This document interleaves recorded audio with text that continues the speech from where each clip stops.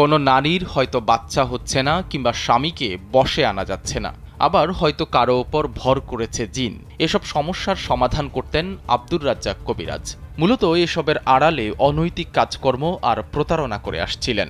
সম্প্রতি জিন তাড়ানোর নামে পানের বরজের ভেতরে নিয়ে এক গৃহবধূকে ধর্ষণ করেন রাজ্জাক কবিরাজ। জানা যায়, জিন তাড়ানোর জন্য স্ত্রীকে রাজ্জাক কবিরাজের কাছে নিয়ে যান রুবেল মিয়া।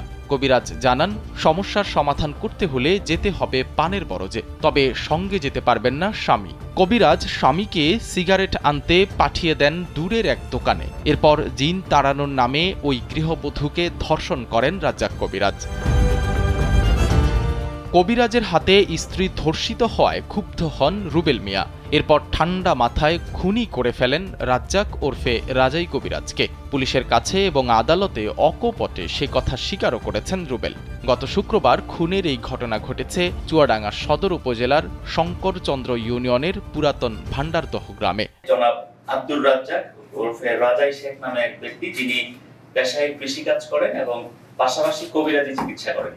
তিনি মূলত বিভিন্ন ধরনের কবিরাজি চিকিৎসা দেন। আমরা যতটা জানতে পেরেছি, তিনি গরু ছাগল থেকে শুরু করে মানুষেরও চিকিৎসা দেন। জনাব রুবেল এবং তার স্ত্রীর ব্যক্তিগত বিষয়ে চিকিৎসা করার নামে একটি পানের বরজে নিয়ে যায়। তো পরবর্তী সময়ে কৌশলে তার স্বামীকে রুবেল মিয়াকে একটি দোকানে পাঠিয়ে দেয় যে তোমার এই জিনিসটা লাগবে, নিয়ে আসো। তো চিকিৎসার এক পর্যায়ে সন্ধ্যার সময় তার পানের বরজে তার স্ত্রী যখন বেরিয়ে আসে, তখন ওই আসামি রুবেল মিয়ার সন্দেহ হয় যে তার স্ত্রীর সাথে কোনো ধরনের অনৈতিক কার্যকলাপ করেছে অথবা শ্লীলতাহানি সম্রাটনী এই ধরনের কিছু করেছে। শঙ্করচন্দ্র ইউনিয়নের কালীভান্ডারদহ পীরতলি মাঠ থেকে আব্দুর রাজ্জাক ওরফে রাজাই কবিরাজের গলা কাটা মরদেহ উদ্ধার করে পুলিশ। তদন্ত শুরু করার অল্প সময়ের মধ্যেই বেরিয়ে আসে এই খুনের রহস্য। এরপর হত্যাকাণ্ডে জড়িত রুবেল মিয়া ও সোহেল রানাকে আটক করে পুলিশ।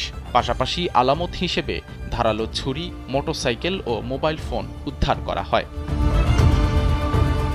রাজাই কবিরাজের হত্যাকাণ্ড নিয়ে এলাকাবাসীর মধ্যে মিশ্র প্রতিক্রিয়া লক্ষ্য করা গেছে, কারণ স্থানীয় অনেকেই এই কবিরাজের ভণ্ডামি আর প্রতারণার শিকার হয়েছেন। সাইদ রহমান, কালবেলা।